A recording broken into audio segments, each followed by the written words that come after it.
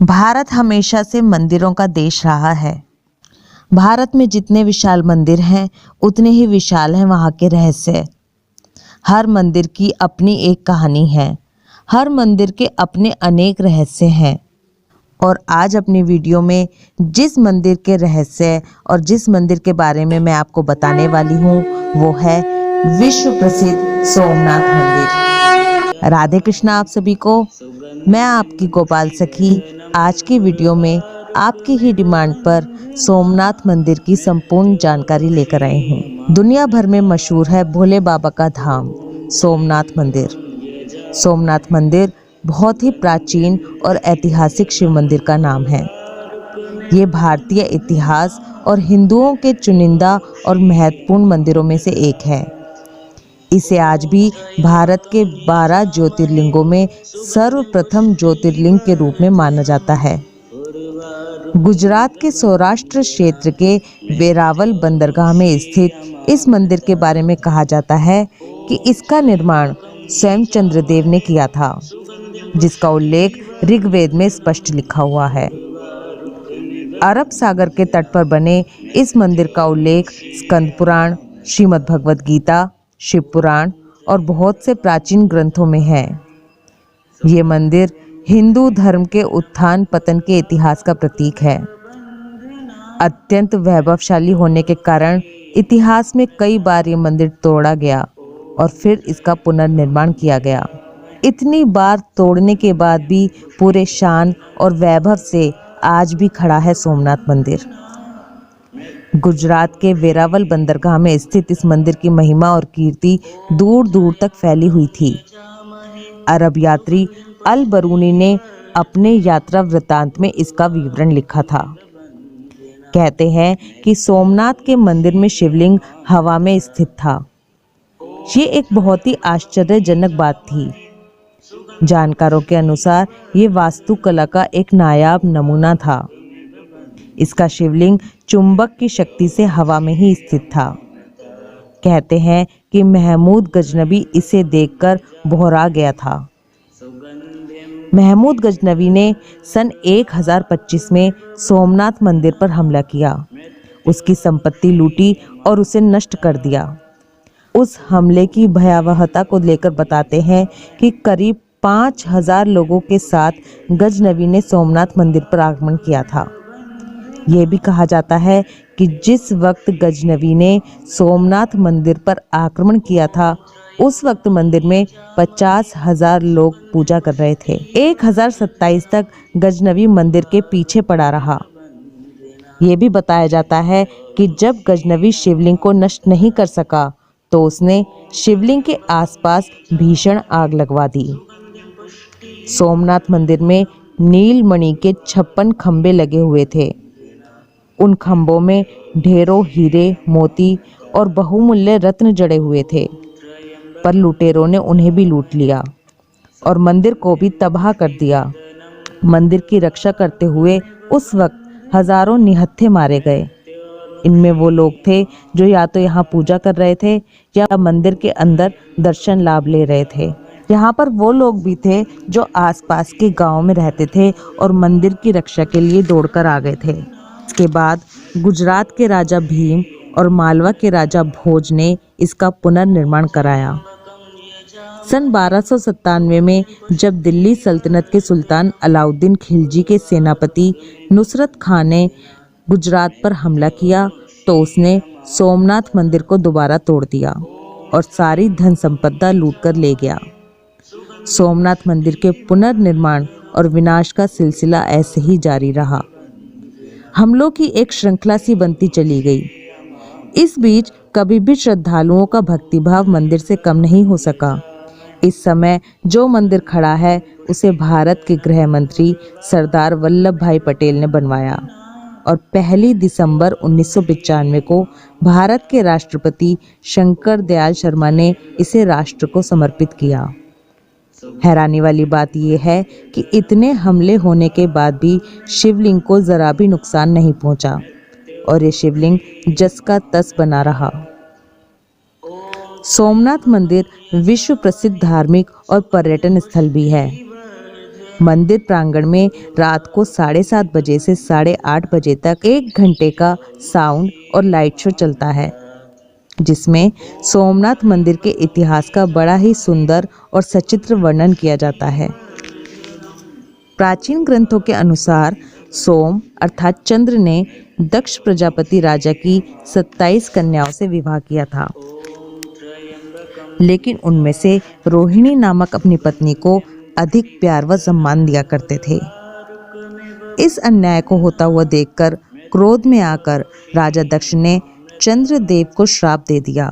दक्ष प्रजापति ने चंद्रदेव को श्राप दिया कि हर दिन तुम्हारा तेज क्षीण होता रहेगा, और इसी श्राप के फलस्वरूप हर दूसरे दिन चंद्रदेव का तेज घटने लगा। श्राप से विचलित और दुखी सोम ने भगवान शिव की आराधना शुरू कर दी। कहा जाता है कि चंद्रमा ने 10 करोड़ महामृत्युंजय मंत्र का जप किया था। इससे प्रसन्न होकर मृत्युंजय भगवान शिव ने उन्हें अमृत का वरदान दिया था।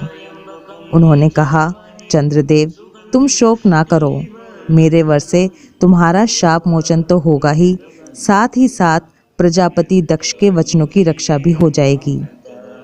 कृष्ण पक्ष में प्रतिदिन तुम्हारी एक एक कला क्षीण होगी, किंतु पुनः शुक्ल पक्ष में उसी क्रम से तुम्हारी एक एक कला बढ़ जाया करेगी। इस प्रकार प्रत्येक पूर्णिमा को तुम्हें पूर्ण चंद्रत्व प्राप्त होता रहेगा। चंद्रमा को मिलने वाले इस वरदान से सारे लोगों के प्राणी प्रसन्न हो उठे। सुधाकर चंद्रदेव पुनः 10 दिशाओं में सुधा वर्षण का कार्य पूर्ववत करने लगे।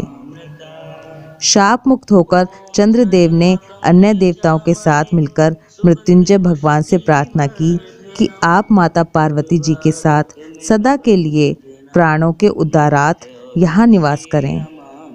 भगवान शिव उनकी इस प्रार्थना को स्वीकार करके ज्योतिर्लिंग के रूप में माता पार्वती के साथ तभी से यहाँ रहने लगे। यही कारण है कि यहाँ माता पार्वती का भी मंदिर बना हुआ है। यहाँ गर्भगृह में ज्योतिर्लिंग की स्थापना की गई है। यहाँ माता पार्वती, माँ सरस्वती, माँ गंगा, माँ लक्ष्मी और नंदी की भी मूर्ति स्थापित की गई हैं। मंदिर परिसर में गणेश जी का भी मंदिर है। 216 किलो सोने से मंदिर का सौंदर्यकरण किया गया है। मंदिर के प्रांगण में एक स्तंभ है जिसे बाण स्तंभ के नाम से जाना जाता है। इसी स्तंभ में वो रहस्य छुपा हुआ है जो सबको हैरान कर देता है। मंदिर के ही दक्षिण में समुद्र के किनारे बाण स्तंभ बहुत ही प्राचीन है। मंदिर के साथ साथ इसका भी जीर्णोद्धार किया गया है। लगभग 6ठी शताब्दी से बाण स्तंभ का उल्लेख इतिहास में मिलता है, जिसका मतलब ये है कि उस समय भी यह स्तंभ वहाँ पर मौजूद था, तभी तो किताबों में इसका जिक्र किया गया है। लेकिन ये कोई नहीं जानता कि इसका निर्माण कब हुआ था, किसने कराया था और क्यों कराया था। जानकार बताते हैं कि बाण स्तंभ एक दिशा दर्शक स्तंभ है, यानी कि दिशा दिखाने वाला एक खंबा है, जिसके ऊपरी सिरे पर एक तीर यानी कि बाण बनाया गया है। इस तीर का मुंह समुद्र की ओर है। इस बाण स्तंभ पर लिखा है, आस मुद्रांत दक्षिण ध्रुव पर्यंत अबाधित ज्योतिर्मार्ग। इसका मतलब ये है कि समुद्र के इस बिंदु से दक्षिण ध्रुव तक सीधी रेखा में एक भी अवरोध या बाधा नहीं है। सीधी भाषा में कहा जाए तो इसका मतलब ये है कि इस सीधी रेखा में कोई भी पहाड़ या पहाड़ का टुकड़ा तक भी नहीं है। अब सबसे बड़ा सवाल ये उठता है कि क्या उस काल में भी लोगों को ये जानकारी थी कि दक्षिण ध्रुव कहाँ है और धरती गोल है? कैसे उन लोगों ने इस बात का पता लगाया होगा कि बाण स्तंभ के सीध में कोई भी बाधा नहीं है? ये अब तक एक रहस्य ही बना हुआ है। आज के समय में विमान, ड्रोन या सैटेलाइट के जरिए इस बात का पता लगाया जा सकता है। दक्षिण ध्रुव से भारत के पश्चिमी तट पर बिना किसी बाधा के जिस जगह पर सीधी रेखा मिलती है, वहां ज्योतिर्लिंग स्थापित किया गया है। ऐसे में बाण स्तंभ पर लिखे श्लोक की अंतिम पंक्ति अबाधित ज्योतिर्मार्ग भी किसी रहस्य की तरह ही है। क्योंकि अबाधित और मार्ग तो समझ में आता है, लेकिन ज्योतिर्मार्ग क्या है ये समझ से बिल्कुल परे है। ये मंदिर गर्भगृह, सभा मंडप और नृत्य मंडप 3 प्रमुख भागों में बांटा गया है। इसका 150 फुट ऊंचा शिखर है। इसके शिखर पर स्थित कलश का भार 10 टन है। 1 टन में 1000 किलो होता है और इसकी जो ध्वजा है वो 27 फुट ऊंची है। गुजरात का सौराष्ट्र में भालका तीर्थ द्वापर युग के सबसे बड़े नायक, संसार को गीता का ज्ञान और जीवन का सत्य बताने वाले भगवान श्री कृष्ण और उनके आखिरी लम्हों की गवाही देता है। यही वो पावन स्थान है जहां सृष्टि के पालनहार कृष्ण ने अपना शरीर त्यागा था। भालका तीर्थ गुजरात के सौराष्ट्र में मौजूद 12 लिंगों में से एक सोमनाथ मंदिर से महज 5 किलोमीटर की दूरी पर है। इस मंदिर में बनी भगवान श्री कृष्ण की प्रतिमा उनके आखिरी वक्त को बयां करती है। धार्मिक मान्यताओं के मुताबिक इसी जगह पर भगवान श्री कृष्ण को एक जर नाम के बहेलिये ने तीर से भेद दिया था। भगवान श्री कृष्ण के सामने ही स्थापित है उस बहेलिये की हाथ जोड़े क्षमा मांगते हुए प्रतिमा, जो कृष्ण पर बाण चलाकर पछता रहा था। लेकिन कृष्ण तो अंतर्यामी थे। वो बखूबी जानते थे कि संसार को अपने इशारों पर भले वो चलाते हों, लेकिन अब इस दुनिया में उनके चलने का समय आ गया है। तभी तो तीर चलाने वाले बहेलिये को उन्होंने माफ कर दिया। बाण लगने से घायल भगवान कृष्ण भालका से थोड़ी दूर स्थित हिरण नदी के किनारे पहुंचे। हिरण नदी सोमनाथ से महज 1.5 किलोमीटर की दूरी पर है। कहा जाता है कि उसी जगह पर भगवान पंचतत्व में ही विलीन हो गए। वहीं से भगवान सीधे वैकुंठ धाम चले गए। लेकिन हिरण नदी के किनारे आज भी भगवान के चरणों के निशान मौजूद हैं, और जो दुनिया भर में देहोत्सर्ग तीर्थ के नाम से मशहूर हैं। लेकिन उस जगह की भी कम अहमियत नहीं है जहां से बहेलिये ने भगवान पर हिरण समझकर निशाना साधा था। समुद्र के किनारे बसे उस जगह को बाणन गंगा कहते हैं, और वहां पर अब समुद्र के भीतर शिवलिंग बना हुआ है। भालका तीर्थ भले ही भगवान श्री कृष्ण के अंतिम दिनों का साक्षी है, लेकिन आज भी ये पवित्र तीर्थ स्थल भक्तों की मनोकामनाओं को पूर्ण करने वाला एक प्रमुख धार्मिक केंद्र है।